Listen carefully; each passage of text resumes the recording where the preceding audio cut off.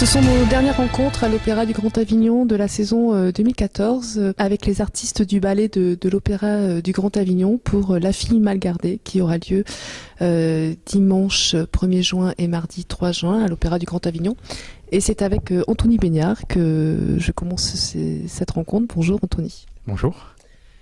Anthony, vous êtes Alain dans La Fille mal gardée, un garçon gentil, gauche, c'est ce que j'ai pu lire. Comment définissez-vous ce personnage ? C'est ça, gauche, j'ai envie de dire complètement candide sur la situation. Et puis voilà, c'est un personnage profondément humain, parfois trop, qui a été biberonné par son père, qui a vécu dans un environnement complètement... comment dire, auréolé de bonhomie, donc du coup il navigue dans cet univers avec une vision particulière et il voit, j'ai envie de dire qu'il voit un petit peu tout ça, toujours du bon côté des choses, même quand ça va mal, il va continuer à aller du bon côté des choses, voilà. Alors est-ce que c'est quelqu'un qui est plutôt niais ou qui est quand même assez intelligent de rester positif dans sa vie malgré ses aventures qui sont parfois néfastes ? Il est intelligent dans sa niaiserie. Oui, il est niais, mais on profite de lui, on profite de sa niaiserie, non, je pense qu'au fond de lui, oui, il est complètement candide et complètement humain, enfin, tout en gardant quand même ce côté décalé. Il est décalé, voilà, il est complètement décalé des réalités et dans sa réalité. Il est sous l'épaule de son père constamment. Quel âge il a en fait, cet Alain ? Alors, on arrive à déterminer son âge. Non, on sait qu'il est, on va dire que c'est un jeune adulte. Voilà, c'est un jeune adulte qui, Éric Belot, qui est chorégraphe et directeur du ballet du Grand Avignon, a transposé cette version dans une Italie des années 50. Donc c'est le côté farce félinienne. Donc on le situe la vingtaine qui profite de la vie et tout en étant complètement sous la houlette de son père, omnipotent, omniprésent. Alors parlez-nous en quelques mots de La Fille mal gardée, s'il vous plaît, Anthony. Alors, La Fille mal gardée, c'est un ballet à l'origine qui a été sorti au fin XVIIIe siècle. Et donc, c'est une jeune fille, Lise, qui vit avec sa mère, qui est veuve Simone, qui aime éperdument Cola, jeune garçon du village, le beau garçon du village. Sauf que Simone a d'autres projets pour sa fille, et qui consiste à le marier avec le fils du vigneron Thomas, et donc mon personnage Alain, qui lui arrive avec... les poches pleines. Donc pour une veuve, c'est beaucoup plus attirant que le jeune premier aux poches un peu plus vides. On a l'impression qu'on se retransmet un petit peu dans l'histoire provençale. C'est ça aussi, quelque part ? Je pense que c'est, oui, complètement provençal. Encore plus là, voilà, avec cette vision transposée dans l'Italie, ça reste ancré dans nos racines provençales, encore plus à Avignon et les racines que je peux avoir de mon côté. Donc, non, ça va être... oui, c'est ça. Alors, vous parlez justement de vos racines, ça tombe bien, parce que comment êtes-vous arrivé, vous, au ballet, à intégrer le ballet de l'Opéra du Grand Avignon ? Alors, moi je suis originaire de Marseille et je prenais des cours à l'Opéra de Marseille et Éric Véhan, l'ancien directeur, a fait une création de Faust et avait besoin de danseurs supplémentaires. Donc j'ai participé à cette production. Il m'a proposé par la suite un contrat et c'est comme ça que j'ai commencé en 1999 déjà. Ah oui, vous êtes... Oui, je fais partie. Je m'arrête. non, mais enfin, je suis arrivé jeune, je suis arrivé à 18 ans, donc je suis arrivé jeune et voilà, donc petit à petit... Et alors, comment avez-vous progressé dans le cadre de danseur au sein du ballet ? Alors, ce qui est intéressant, c'est que justement, au début, je suis arrivé avec des gens qui m'ont transmis leur savoir, des danseurs aussi bien. J'ai connu Eric en tant que danseur. C'est une progression logique. On apprend beaucoup sur soi-même avec les autres. Et maintenant, je suis au stade où ça me plaît de transmettre, de m'investir pour le groupe.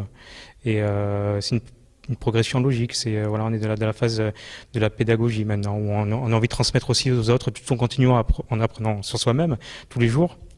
Et c'est d'ailleurs paradoxal parce que plus on se comprend soi-même, plus il est difficile de l'exprimer au niveau du corps. Le corps répond de plus en plus difficilement. Mais c'est un travail qui est aussi très intéressant.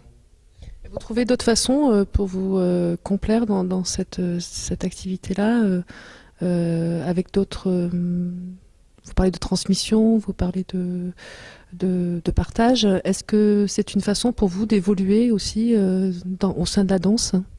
Oui, je pense que c'est l'évolution logique du danseur qui maintenant je suis dans une phase de partage aussi. Et puis comme je connais mieux mon corps, j'arrive à avoir des sensations que je peux retranscrire et retransmettre.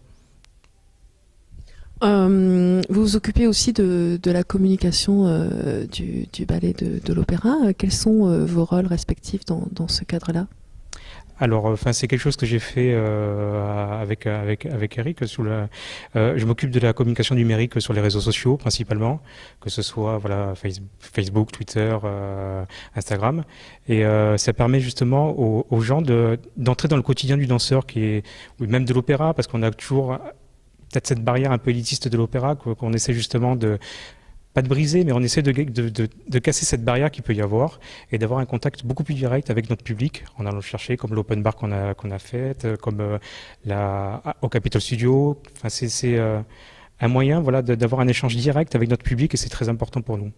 C'est une façon aussi pour vous de vous investir différemment dans le ballet, autre que la danse, parce que c'est vrai qu'on le rappelle, mais Avignon est une rare de maison de culture à avoir son ballet, donc c'est aussi important pour vous de pouvoir communiquer et perpétuer ce ballet dans cette façon-là.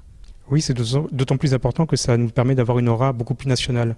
C'est qu'on a, par exemple, sur la page Facebook du ballet, on a autant de gens qui nous suivent que le Ballet national de Marseille. Donc c'est quelque chose qui, mine de rien, est très important pour le public. On a des gens, pas seulement d'Avignon, qui nous suivent, des gens du Mexique, des États-Unis, du Japon, d'Italie, Allemagne. Donc on essaye d'avoir cette portée un peu plus internationale et de montrer qu'Avignon, il y a un ballet à l'opéra et qui existe, qui se produit régulièrement et qui est de qualité. C'est très important d'avoir cette aura un peu moins macrocosmique. C'est qu'on est là, on veut se montrer et c'est important pour nous. Alors la fille mal gardée, c'est le dernier ballet de la saison. Qu'est-ce que ça évoque pour vous de nouvelles perspectives pour l'année prochaine? Oui, c'est toujours agréable de terminer la saison sur un ballet, encore plus sur un ballet du répertoire. Oui, d'autant que la saison prochaine, on aura un programme encore plus éclectique avec les Biches, avec Daphnis et Chloé, avec les Forains. On a aussi des productions lyriques aussi, donc une carte blanche pour les danseurs. Donc on a encore une belle saison qui nous attend et on sera tous là pour la promouvoir. Concernant la fille mal gardée, vous êtes donc accompagné par l'orchestre. Qu'est-ce que cela évoque pour vous d'avoir une musique vivante en étant danseur que d'avoir simplement un enregistrement musical? C'est le spectacle vivant. C'est ce qui caractérise le plus le spectacle vivant. Avoir un orchestre, c'est être en osmose totale c'est ce qui fait le lien justement avec le public. L'orchestre, c'est que l'orchestre se situe entre la scène et le public et ça permet justement d'avoir une certaine unité. Et c'est vrai on a la chance d'avoir un orchestre. On avait déjà eu la Camerata pour la soirée de ballet en début de saison et c'est vrai que ça apporte un côté terriblement vivant. Et on en a besoin, ça nous provoque des frissons. Je pense que c'est indissociable du ballet, l'orchestre. Vous aimeriez avoir plus de ballets accompagnés d'orchestre? Forcément, oui, c'est logique. Mais c'est vrai qu'on a de plus en plus la chance de l'avoir. Donc il faut espérer que ça continue comme ça. Ça vous renforce des émotions que vous arrivez parfois vous pouvez oublier avec un enregistrement basique, que l'orchestre, est-ce que vous arrivez à découvrir au fond de vous des émotions qui ne sont pas forcément là lorsque vous êtes sur la longueur de l'année sur la scène? Oui, c'est un support. C'est un support qui peut nous nourrir pour notre interprétation, pour notre façon d'apporter tel ou tel pas. C'est que sur un enregistrement, on va dire que on sait quand tel accent va venir, on connaît les tempi par cœur. Et tandis que avec l'orchestre, on est obligé d'être mine de rien, avoir toujours ce soupçon d'oreille qui tend encore plus vers l'orchestre. Et c'est l'osmose, quoi. C'est l'osmose parfaite qu'il peut y avoir entre le danseur et le public. Ça fait un tout, ça fait le spectacle vivant. Merci Anthony. Merci beaucoup.